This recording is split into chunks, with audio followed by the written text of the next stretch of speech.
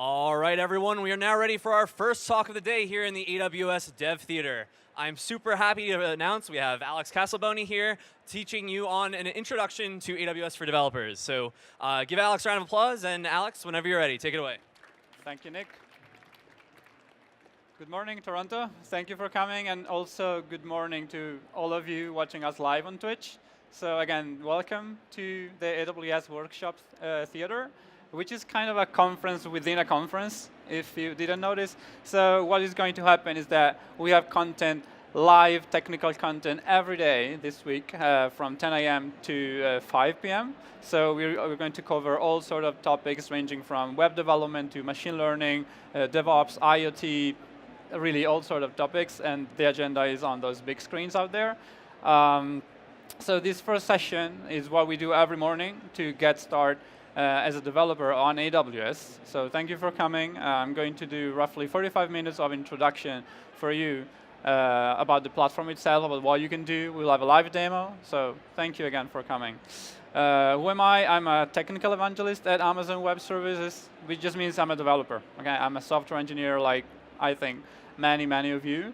I come from the startup world too. How many of you are working in a startup right now? Awesome, that's way above average.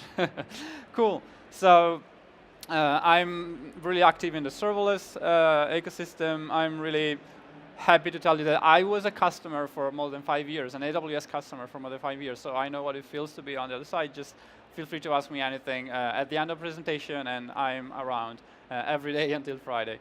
So let me ask you a couple of questions. How many of you can consider yourselves developers like born in the cloud or cloud native? Like how many of you have built always software in your life in the cloud? Can you show me some hands? Not too many. That's good. So all the others, which I guess you haven't. How many of you have the experience of building software and creating applications and solutions, software solutions in general, using a more traditional approach, maybe buying infrastructure and provisioning hardware and spinning up physical machines and configuring and patching them? How many of you have this kind of background and experience? Wow, okay, awesome. How many of you like that kind of experience? 0, okay. We are in the right place. So that's the first difference. When you go to the cloud, there is no physical infrastructure, hardware to spin up and buy, and you don't have to wait months, if not years, to get exactly what you want. So the feedback loop of creating and building and prototyping and testing your ideas is much faster. It goes down to weeks, if not days, if not hours, if you are familiar and proficient on a cloud platform. So that's the first difference when you go to the cloud.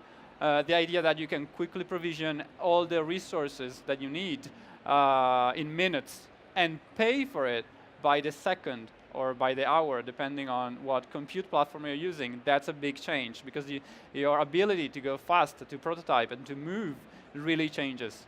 We used to do that on a monthly or quarterly or yearly basis. Hey, I need 25 servers, and I'm investing $10 million just to get this hardware, and then I have to invest 2 weeks to do all the wiring and network configuration. That took weeks, if not months.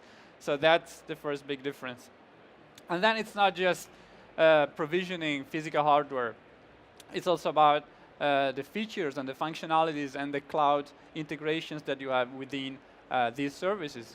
We are Amazon Web Services, so we build web services for you. We have more than 165 web services available for you, ranging from infrastructure automation, spinning up virtual machines and instances, all the way to storage, all the way to databases and machine learning services for data scientists. So that's what we're going to do today. I want to give you a very high-level overview of what you can do in the cloud, depending on your background, depending on your business goals, and so on. The idea is to not have to reinvent the wheel. When you have a business idea, you want to iterate on it in a matter of hours, and I really mean hours. You can see something live in 5 minutes, as I'm going to show you later in a quick demo. So I don't expect you to read this slide. Don't try. The idea is to show you some of the topic areas or sections, or if you want to take a picture, it's pretty impressive, I think. So we want to dive deeper into some of this section, and I'm going to do just that. But the idea is that when you have 165 services, you can think of them as some sort of building blocks that you can use to build exactly what you need. So it's not about, hey, you have to use all those 160 services. There are some you probably don't need. As a developer, I'm a web software developer, I maybe use 50, 60 of them. And there are other services more, for enterprises or for startups or for mobile developers. I'm not a mobile developer, so maybe I'm not using those. So don't feel forced to use all of them. Just see what you need and use them as a sort of like Lego bricks, to build exactly what you need. That's the idea. So you don't have to reinvent the wheel. You can focus on your business logic and just kind of play with these services to create an architecture that makes sense for you.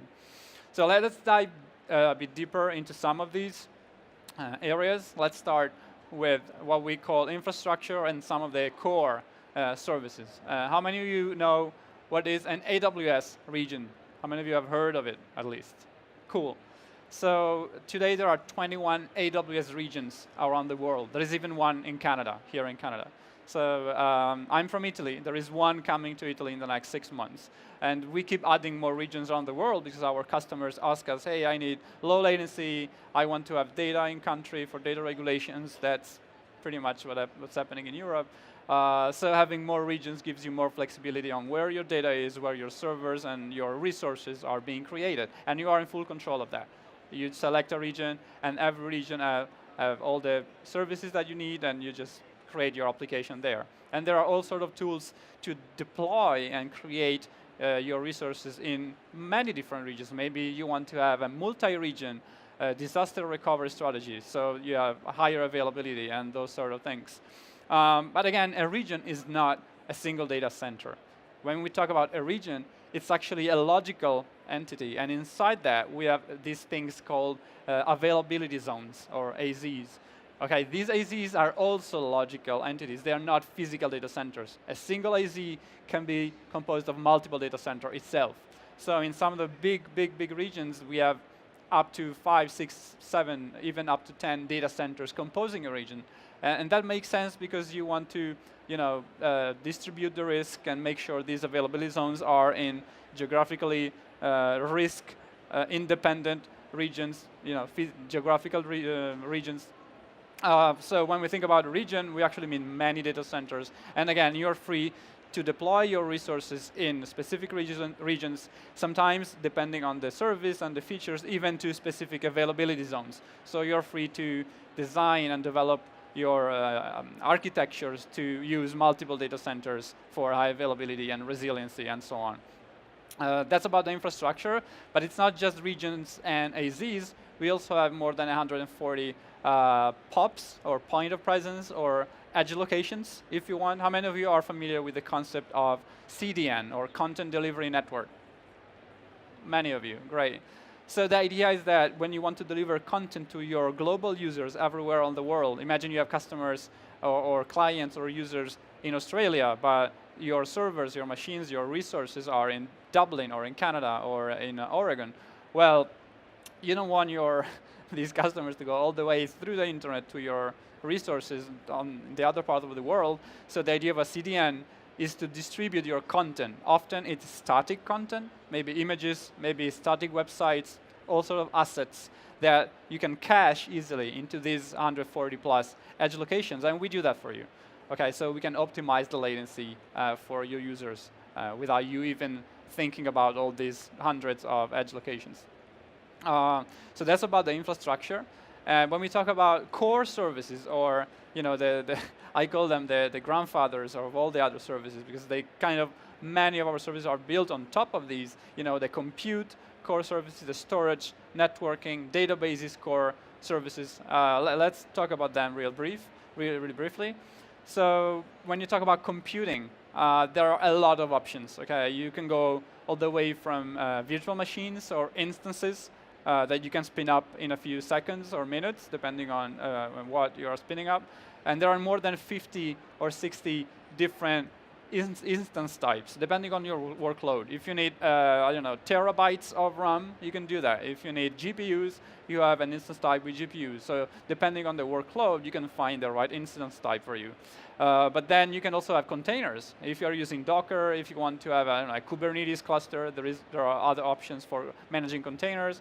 If you are like a web developer or developer like me, maybe you want to check out also the new serverless computing space, where instead of spinning up servers and machines or containers, you just provide your code, and the cloud provider, which is us, we take care of everything under the hood. So the infrastructure, networking, all the configuration, the high availability, the multi-availability zone configuration. So it's on us, and that's computing. But it also comes with virtual private clouds. So your virtual private networks within the cloud. So with all the network configuration, the routing policies, the security policies, and so on. It comes with networking capabilities, firewalls, and all this stuff at the infrastructure level.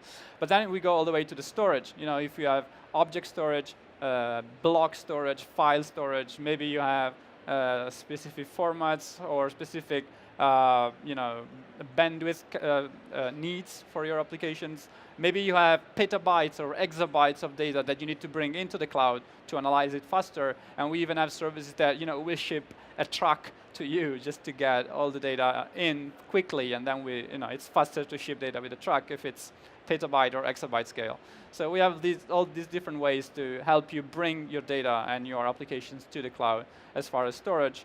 When we talk about databases, we have more than 10 different database options depending on the data needs that you have. If you have relational data, we have Amazon RDS.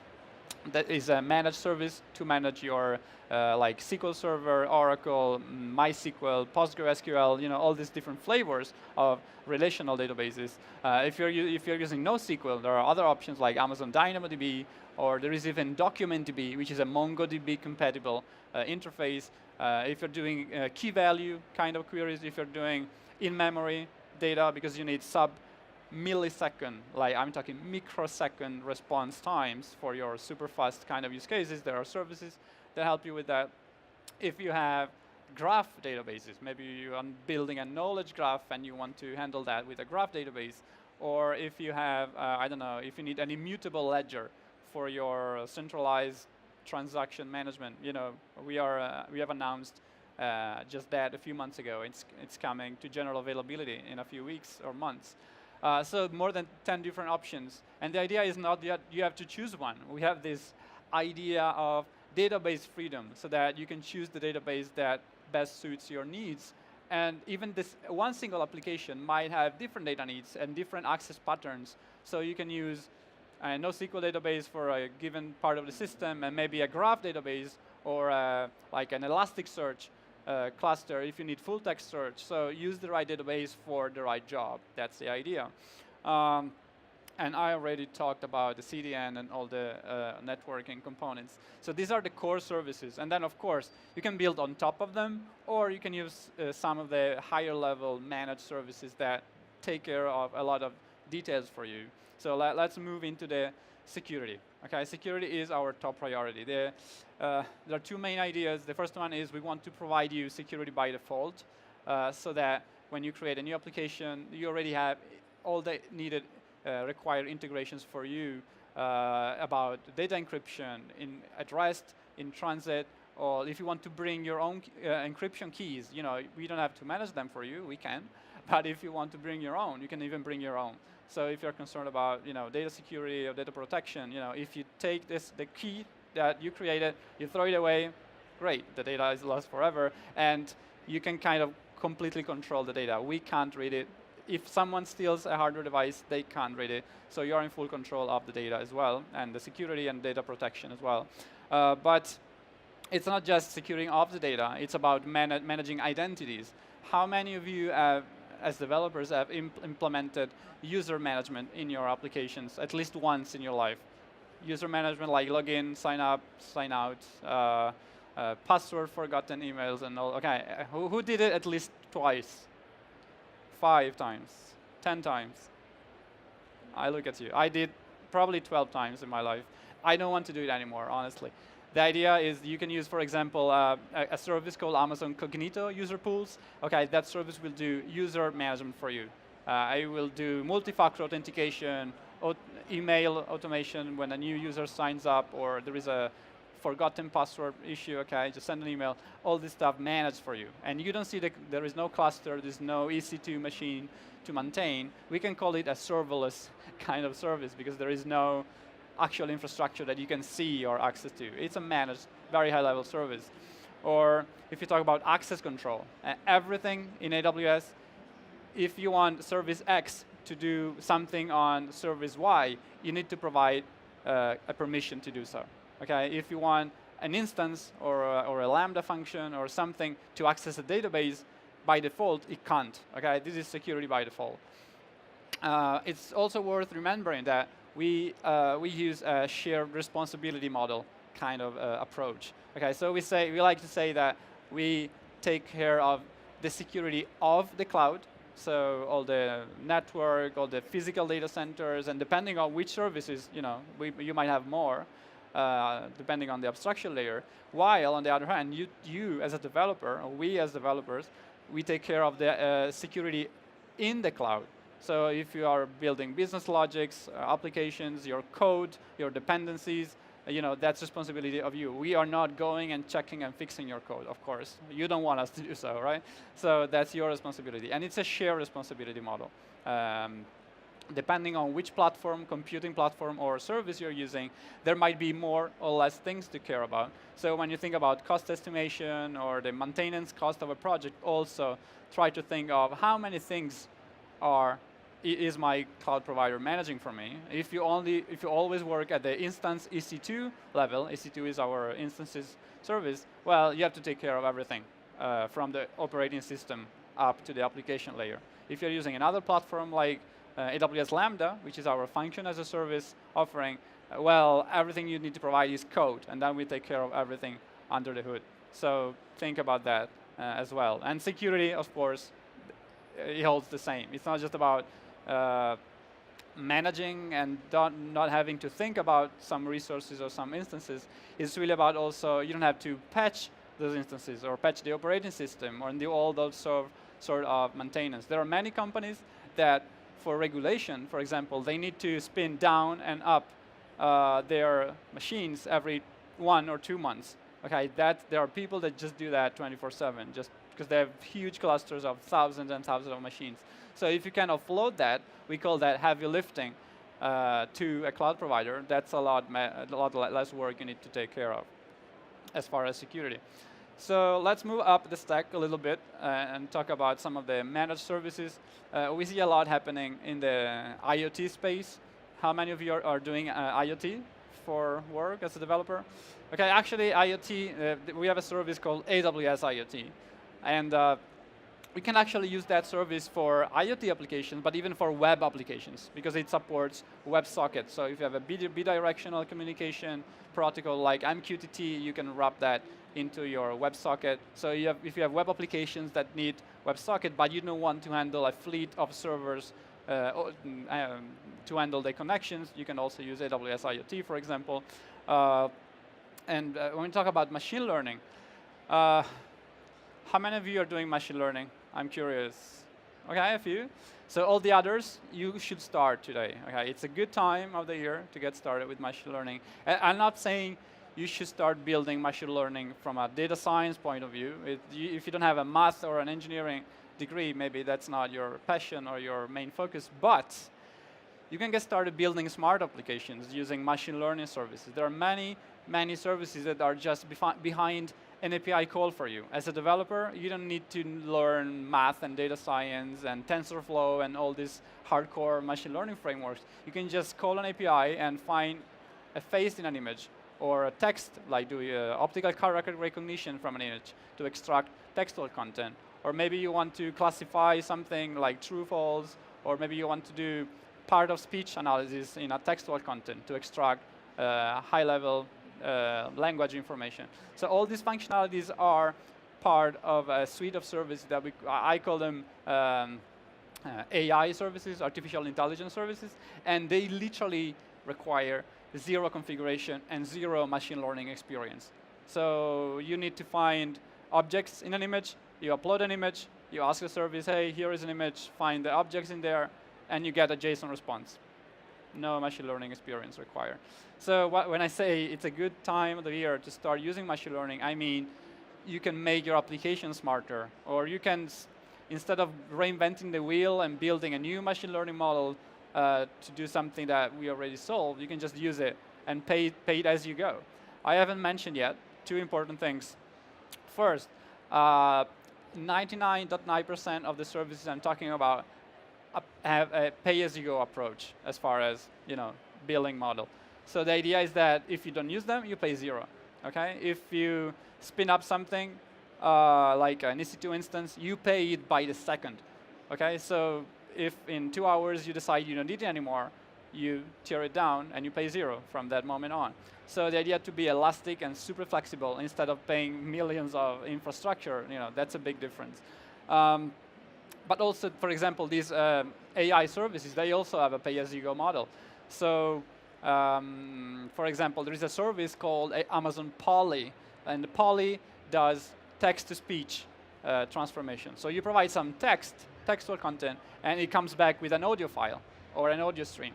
So in more than 25 different languages. So how do you pay for it?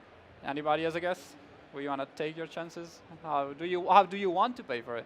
So you pay based on how many characters you are sending every month. So we see what you're doing for a month, and then at the end of the month you get your bill, and you pay like a couple of dollars every 1 million characters, right? So it's very elastic, it's very flexible, and you can predict very easily how much you're spending in 6 months if you have this growth in your number of characters. The second important thing is that most of these services also have a free tier. We call it AWS free tier. So for the first 12 months, you have a quota until which it's completely free for you to use. Some services, it's not even the first 12 months, it's forever. Okay, so you can feel free to experiment up to a given quota forever.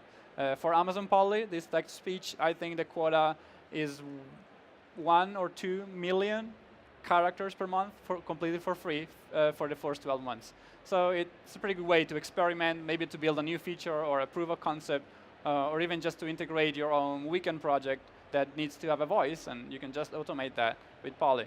But the same holds for all the other services I'm showing you. So think about that. There's no monthly cost, no upfront investment to do. It's all pay as you go. What about analytics and DevOps and mobile? Well, when we think about analytics, we have seen a big shift as far as the speed of data, especially, and how quickly data is changing and how people want to analyze that kind of data. So in the traditional world, you were totally fine 10 years ago with a yearly or quarterly or monthly report about what's happening in the system. Now people want real-time data analytics to see what's happening in the last 30 seconds. So you can take smart decisions on top of that data. And if it's not you as a human, maybe you don't want to refresh every 30 seconds, but maybe you want to automate those kind of decisions looking at real-time data flows. So for example, if you have a sort of like Airbnb kind of service and you have to decide the price of your houses and hotels and so on, you can look at the real-time data to assess the pricing in real time.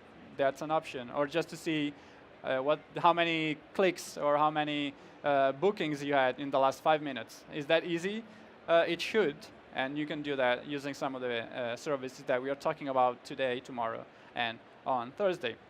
But if you still want to have some sort of data warehouse solution, we have Amazon Redshift. If you want to do some sort of data lake or queries on top of petabytes or exabytes of data without actually handling the physical or virtual infrastructure, there are other services like Amazon Athena that allow you to do SQL queries on top of millions and millions of objects without actually having a database to handle all those objects, which is pretty hard to scale otherwise.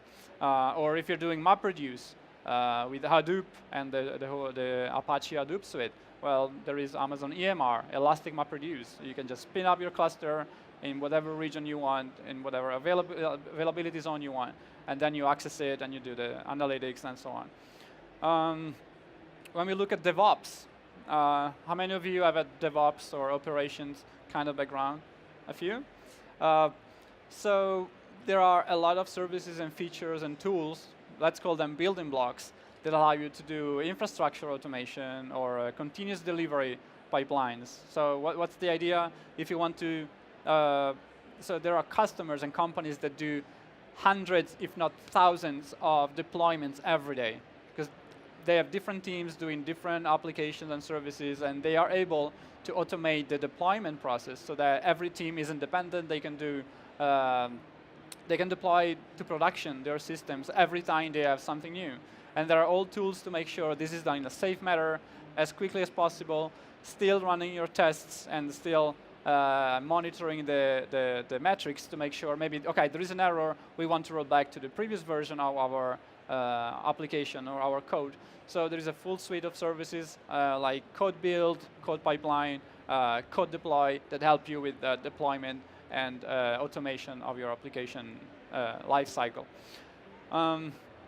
What about mobile? Well, if you are a mobile developer, there are a lot of moving parts that you have to take care about. It's not just mobile application development. Maybe you need a backend. Maybe you need an API that your mobile application will invoke. Maybe you need analytics, mobile analytics of your app. Maybe you need to test your application on multiple devices. There is a service called AWS Device Farm that gives you just that. You say, hey, test this mobile application on this set of devices, and we manage and handle and maintain those devices for you. So there is a full suite of services, and let's call it a platform for mobile development as well. So let's zoom back again. I hope now it's a bit clearer. We didn't cover everything. I probably named only 20 or 30 or 40 of these services. There are 120 more to learn about, and that's why we are here every day from 10 to 5 p.m. So depending on your background, depending on your area of interest, there will be different sessions covering different topics. Let's do a demo. I want to show you how to do something real quick to maybe deploy a website. How many of you are doing website development? Or okay, a few. Let me show you a quick demo. So if you have a website nowadays, there is a high chance that you're developing a static website, and then you have another team, or maybe even yourself, developing the backend of that static website, right? This is typical modern architecture, let's call it like that. So what happens usually is that you have a GitHub repository or a Git repository somewhere with your static website, and you keep Git pushing into your repo, and somebody will deploy it. But that process is a bit slow. Sometimes you don't want this process to take minutes or hours or days. You want it to be fast and efficient. So let me show you a quick example of how you can take any random static website hosted on Git, in this case on GitHub, and deploy it in a couple of minutes, and maybe do a couple changes and see the pipeline running for you and redeploying the updates. So I found this literally random static website on GitHub. I don't know who is Raymond. Raymond, if you are on Twitch, let us know. But he's a guy on GitHub that will build a static website. So what I want, it's a simple website. It's doing a product comparison kind of website. So you can have multiple products. You click on them, and you will show you the comparison on a table. It's a simple use case. It could be anything. Okay, it could be your static website hosted on GitHub right now. And let me show you what you do. So first of all, I'm forking this repo, because it's not mine, but if it's yours, you don't need to fork anything. I'm forking, so it's in my GitHub account. All right? This will take maybe 10 seconds. And what I want to show you today is how you can deploy this website without knowing anything about infrastructure, automation, DevOps, or even knowing anything about the cloud, actually. So I have this repo in my GitHub account.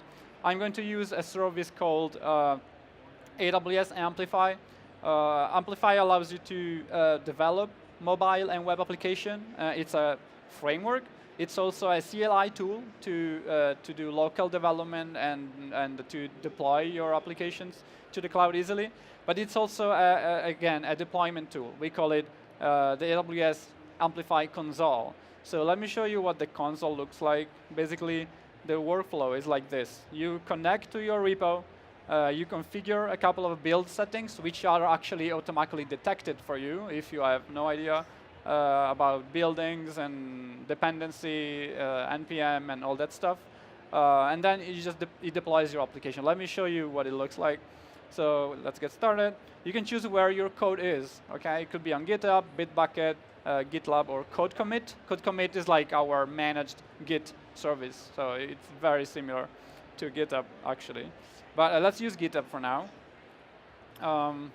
So it's now, fetching all my repos. This repo is called product compare React. So found it. I can select which branch to deploy. Let's choose master for now. OK. Did I click? Yeah, I clicked twice now.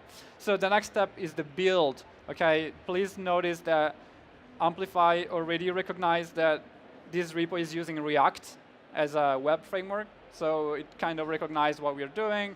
It already pre-configured a build script for us to do npm run, to do the dependency install. Everything will be in the build directory. Every file needs to be included. And we are caching the node module, so it doesn't take 2 minutes every time. Maybe we are caching the dependencies. You can edit this. You can change how your build settings are, what they're doing. You can even set up environment variables if we have a backend endpoint that is environment dependent. So let's go and deploy this. Again, I probably did 5 or 6 clicks, but it can be faster. You can actually have a deploy on AWS Amplify button in your repo. So everybody will click there. It will do the forking. It will do the build detection in one click. And then you just deploy and review the configuration. So what's happening right now? Is it working? Yeah, I think the connection is failing me. But what's happening right now is that it's spinning up the whole CI/CD. Yeah, there we go. It's spinning up the whole CI/CD, continuous integration, continuous delivery pipeline for me. I need to know nothing about it. And there are 4 phases here. The provisioning phase, it's actually spinning up resources for me. I don't see anything. It's going to build and download the dependencies, download React, download everything from me. And then it's going to deploy everything into a static website kind of architecture. So there is S3, there is a CDN, there is all sort of caching validation features. And at some point, it's going to even show me a preview of the website on different devices. So I know if there is any rendering error or rendering issue. So let's wait for the build phase. You can, of course, see all the logs. You can see what's going on and what's it doing. In the meantime, let me show you what you can do. Well, if you have domain management functionalities, you can map your own domains. You can change the build settings. These were automatically detected for me. You can set up email notifications to your internal stakeholders, depending on the branch. Like, hey, email me when the master branch is updated. Environment variables, again, whatever environment-dependent parameter that you want to change or allocate. Access control is pretty cool if you want to have specific access to deploy the application to different users based on the branch. And even if you have rewrites conditions or URLs, redirects, stuff like that, you can configure it. Let's see if we are up and running. Yeah, deployment has finished. We are waiting for the verify phase to complete. And we already have a URL that we can check. And it works. So this is the application. I want you to notice a couple of things. Well, OK, the application works. I didn't develop it, but yeah, it's nice. I can compare products, showing me some stuff. But the application is not important. This could be your own static website, right? What I want you to notice is that in the URL, there is a master subdomain, which corresponds to the branch we have used for the deployment. So if I want to connect my dev branch, my feature branch, I can just say, I go back here and I do connect branch, and I can choose another branch, and that will be another subdomain. And of course, you can do all of this via API. So you can bind each and every one of your branches to an Amplify application, and we will continuously redeploy them to a subdomain for you without any intervention. Yeah, and we finished. So at the verify phase, as you can see, we can see the rendering, in a Google Pixel, iPad Air, iPhone 7 Plus, different version of different mobile devices. This is not crazy stuff, but you can already notice there are some little rendering issues here and there, so I can just go and fix them. So what do I do if I want to change anything here? For example, let's go and change, I don't know, the title of the page. So I can do, let's find which part of the code is actually rendering. So in this file here, we have an H2, which is rendering the compare products title up there. So this string here. So let's maybe change that. I'm not even doing everything on my laptop. I'm using the GitHub console here, so everybody can do that. So let's do compare fruits, I don't know, something like that. And I commit directly to master, I don't care. I could open a pull request, some people will review it with me, and we agree that compare fruits is better. And okay, I have deployed it to the master branch. So what's going to happen is that at some point the application will detect, it already did. So the application already detected that there is a change in the master branch, and it's redeploying everything to the same subdomain, master dot whatever. Okay, so in a few seconds I will refresh and I will see compare fruits. It takes a few seconds, sometimes a minute, but we are caching the node npm dependencies, so it should be faster than the first time. Let's give it another 10 seconds maybe. Again, the idea is that you want to empower your teams, your front-end developers in this case, because it's a static website, to be independent, to deploy their websites with a couple of clicks, and maybe to even have some automation to have each and every branch connected to a subdomain, really with a couple of clicks or API calls. It's taking too long, so I think I'm moving forward. But trust me, it would deploy everything, and we see the new version. So the hard question now is we have 160 services, a lot of different topic areas. How do you get started, and how can you stay up to date to all the changes and new features and new functionalities that are out there? So I'm personally using the AWS blog a lot. This is the news blog. There are more blogs specific to certain topics like databases or IoT or mobile web development or machine learning or big data. So you can find the blog that's more interesting for you. And actually, remember, there is a feed. You can even configure, you can set up an RSS feed to get notified about these updates that happen every week, every month, depending on what topic areas. What I actually do is I connect the RSS feed to like my feed reader or like if this then that kind of automation. So I get an email for every news, and that's kind of the first thing I do in the morning, which is super useful to know what's up there, to know what new features and services I can use to optimize my architecture or to use a new feature that I don't have to re-implement myself. A few more point of context for you. We have social handlers like Twitter, Facebook, LinkedIn, and so on. There is a lot even in the open source community. So on GitHub, we have not only our SDKs, our libraries, our sample projects for you to get started and see how to get started quickly. We even have the AWS documentation on GitHub. So if you find an error, if you find an issue, or if you have a question about some sentence in the documentation, just open an issue and we'll be happy to support you or make minor changes or even propose changes if you think something is not up to date or something's not right. We are actually live on Twitch right now. So if you are around the conference these days and you want to jump in, it's twitch.tv/AWS. You can just watch this live stream every day. And it's not just this week. We have content every day, every week. We have series, how to build on AWS, how to build software, web, whatever, machine learning, and so on. The big idea here is at some point we will have like 24/7 content for you. It's like a TV channel for you. For now, you probably have to say, okay, there is a show tomorrow at 4 p.m. and you can connect. If you follow to AWS on Twitch, you will get notification about new shows. There is even a mobile app for you if you want to get notified and just jump into the show as soon as it starts. Another call to action, we're going to have our yearly event that we call reInvent, AWS reInvent in Vegas. So the registrations are opening May 21st. So this week, if you want to register, you can check it out. I'll meet you there if you want to join. Tweet me or add me on LinkedIn. We can connect. How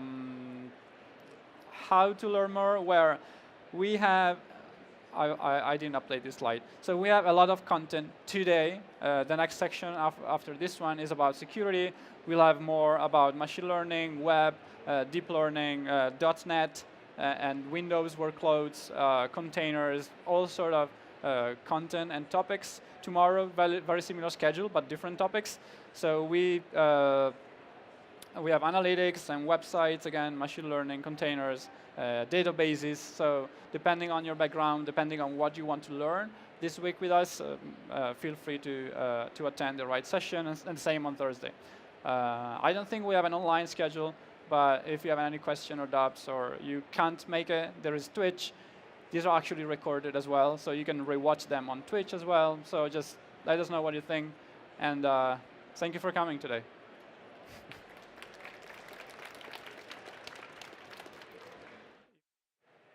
So we've got one question from the chat before the session ends.